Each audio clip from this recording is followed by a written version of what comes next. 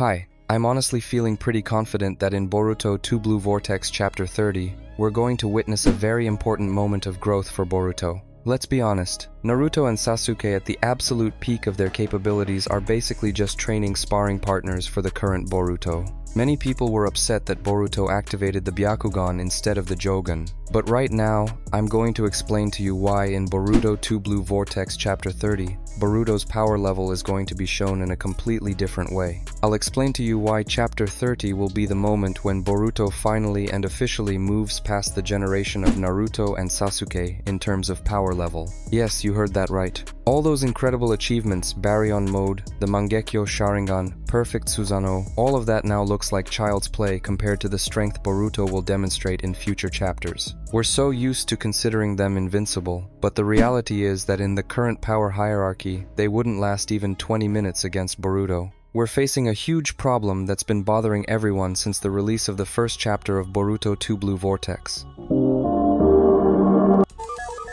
How did a 12-year-old boy who lost everything, his home, his family, his name, and the support of his village turn into a force capable of humbling enemies at a level higher than Ishiki Otsutsuki in just 3 years? Before we really get started, I want to share something a little personal. My birthday is coming up soon. It would truly mean a lot to me if we could reach 10,000 subscribers on the channel over the next 5 months. I'm putting in a ton of effort and posting videos almost every day, and the best birthday gift I could ask for is your subscription and a like. Alright, let's dive into the main topic. Let's start with the foundation. Why did Naruto and Sasuke always have a limit? The answer is simple. They're just humans with good Otsutsuki potential. But even with Tailed Beast Chakra or the Sage of Six Paths power, their bodies remained human. They got tired, their cells aged, and their organs were vulnerable. Boruto, however, is a completely different biological unit. What does 100% karma extraction for Boruto actually mean? Remember Momoshiki Otsutsuki.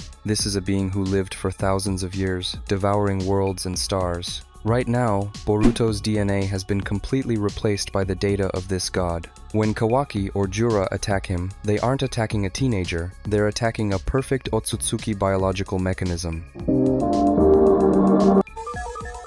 Boruto now possesses physical parameters that are simply inaccessible to humans. His speed, reaction time, and regeneration are on the level of deities. In the latest chapters of Boruto 2 Blue Vortex, we see how Boruto in his base state, without even activating his karma patterns, easily dodges attacks that used to catch Sasuke off guard. This is happening because he is using the true essence of karma he's drawing from thousands of years of combat experience accumulated by Momoshiki. Imagine having a library in your head of every battle that has ever happened in the universe. Boruto doesn't need to think, his body itself knows how to counterattack. This completely cancels out Naruto and Sasuke's advantage in combat experience. They have decades of experience. Boruto has millennia. Now, let's move on to the most exciting part, his techniques. Rasengan Uzuhiko isn't just a new kind of Rasengan, but what is the fundamental difference between Uzuhiko and Naruto's Rasen Shuriken? Naruto created explosive power inside the technique. Boruto, however, connects to the rotation of the earth itself.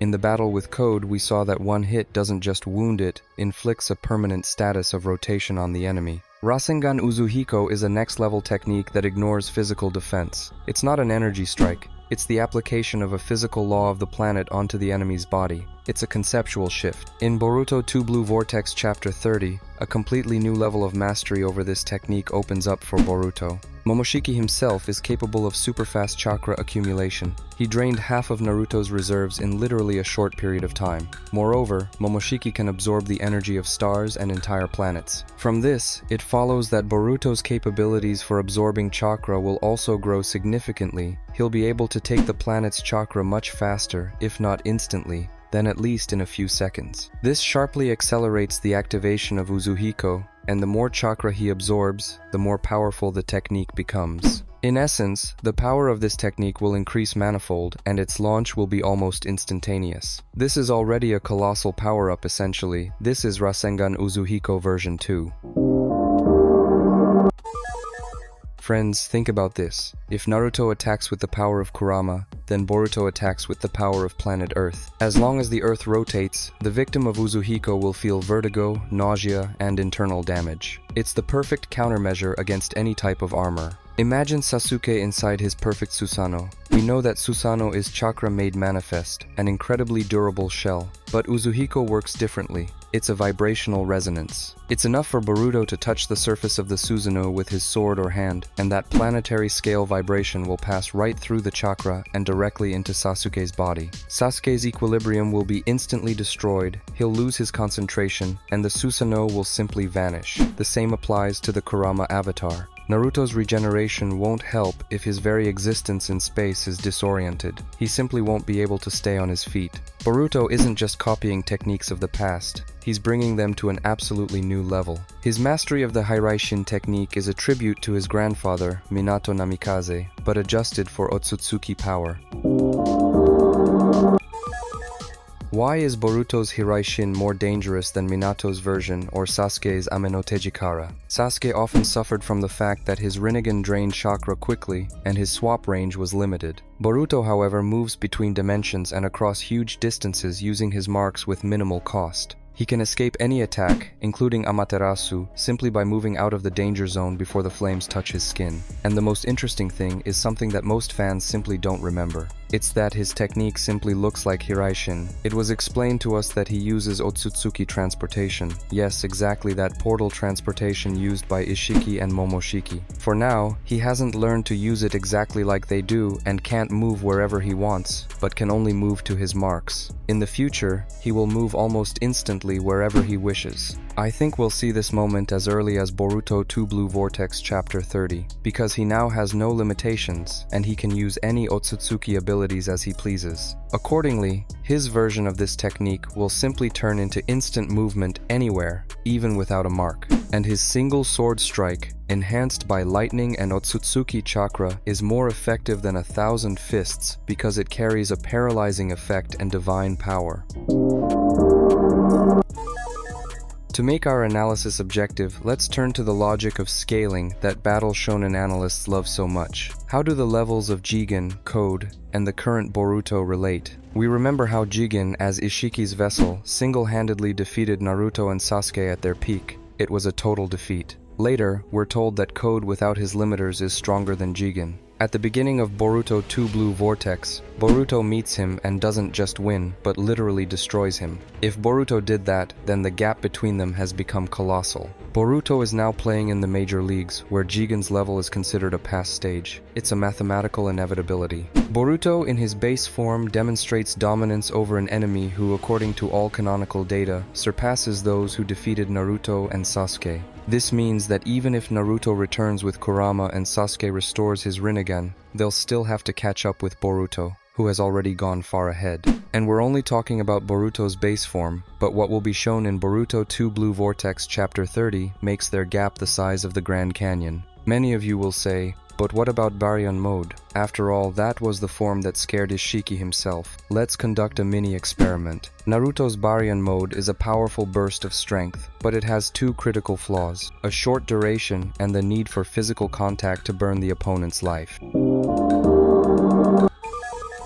Boruto, being one of the smartest strategists, won't go for a head-on attack. Using Hiraishin, Boruto can simply teleport to another dimension or the other end of the continent the moment Naruto activates Baryon mode. He can just wait 5 or 10 minutes. As soon as Naruto burns out and Kurama disappears, the fight will end without even starting. Boruto wins not just by brute force, but by tactical superiority. He knows how to wait and choose the right moment. Now let's talk about Sasuke. He's a tactical genius, a master of genjutsu and space control, but Boruto was his student for 3 years. He knows every gesture of Sasuke's, every habit, every timing of his techniques. Sasuke, however, doesn't know Boruto's new abilities. Sasuke's genjutsu is unlikely to work on Boruto, as inside him is Momoshiki, a second soul, and Otsutsuki essence that serves as a natural buffer against mental attacks, and of course they have the Byakugan. As for Amaterasu, Boruto's karma allows him to absorb any ninjutsu. any fire attack from Sasuke will only become fuel for Boruto.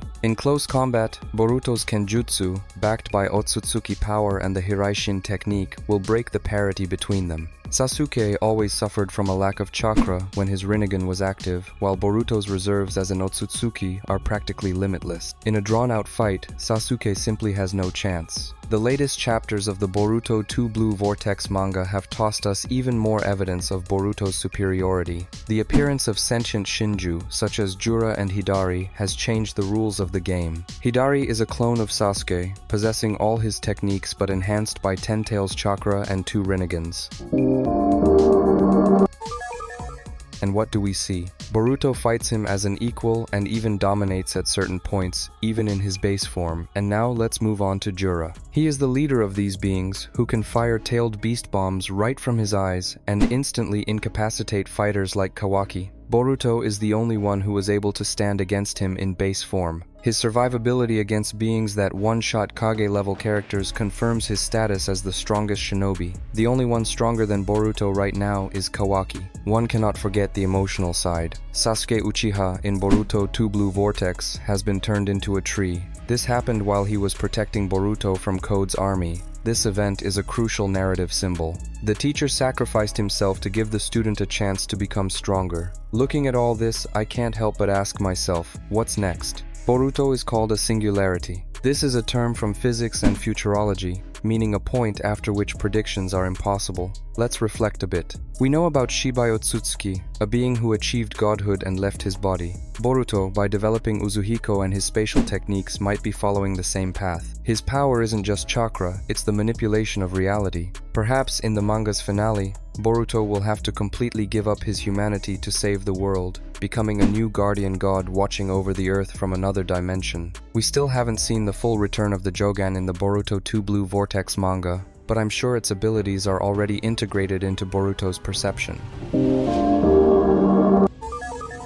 The Jogan allows him to see chakra flows and an opponent's weak spots, predict teleportation points in space, and gives the ability to look into any dimension. His karma and his new Byakugan eye are like preparation for an even greater power in the form of the Jogan. When the Jogan is officially activated, Boruto will become absolutely unreachable for any genjutsu or hidden attack. This will be the final nail in the coffin of the superiority of Naruto, Sasuke, and Kawaki. Don't forget that Momoshiki still lives inside Boruto. He is waiting for the moment when Boruto's spirit breaks. However, I think Boruto will find a way not just to suppress Momoshiki, but to completely assimilate his consciousness, turning the evil god into a source of pure energy and knowledge. This will make Boruto the first human Otsutsuki in history who uses the power of world devouring to protect them instead. The strength of a shinobi has always been measured not just by the amount of chakra, but by will. Naruto became great because the village recognized him. Sasuke became great through darkness and redemption.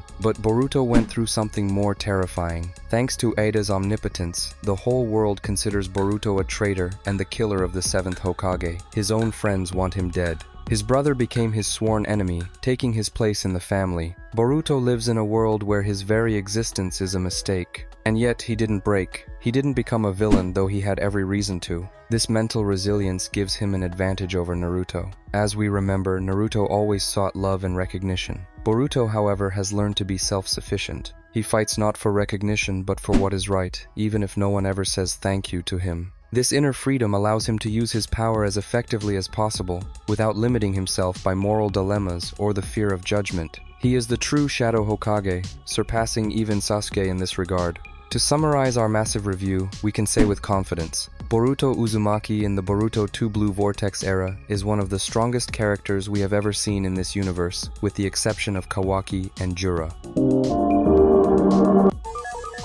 He is an Otsutsuki with all the resulting advantages. His Rasengan Uzuhiko and Hiraishin make him invulnerable to classic defense and attack. He has combined Naruto's cunning, Minato's talent, and Sasuke's composure. The plot requires him to be stronger, as the enemies he faces have already defeated the previous generation and surpassed his base form. Naruto and Sasuke will forever remain in our hearts as the greatest heroes. Their path was legendary, and without them there would be no Boruto. But time doesn't stand still. Just as Naruto once surpassed Kakashi and Jiraiya, Boruto now stands on the shoulders of giants, looking into a future that only he can change. He is the singularity, he is the two blue vortex, he is the one who will protect the world from the Otsutsuki once and for all. Friends, we've come a long way in this analysis. I tried to be as objective as possible, relying on the manga facts and the logic of Kishimoto's world. I know that for many of you, Naruto and Sasuke are very close topics, and it wasn't easy for me to admit that their time at the top is over. No, that's the beauty of the story. It evolves, it challenges us. And now I want to hear from you. Do you think Naruto has even a slight chance to surpass his son if he gets out of the Daikokuten dimension? Maybe he has the hidden chakra potential of all the tailed beasts that we've forgotten about. And what about Sasuke? Will he be able to get some incredible upgrade comparable to the power of the Shinju after being freed from the tree? And the main question, how do you think the confrontation between Boruto and Kawaki will end? Write your boldest theories in the comments. I always read your thoughts with great interest, because it's in these discussions that the truth is born. If you liked this deep dive, don't forget to do a good deed and subscribe to the channel. Your support is what inspires me to dig deeper and look for the most interesting details in every chapter. Like, hit the bell so you don't miss our next videos. See you in the next ones.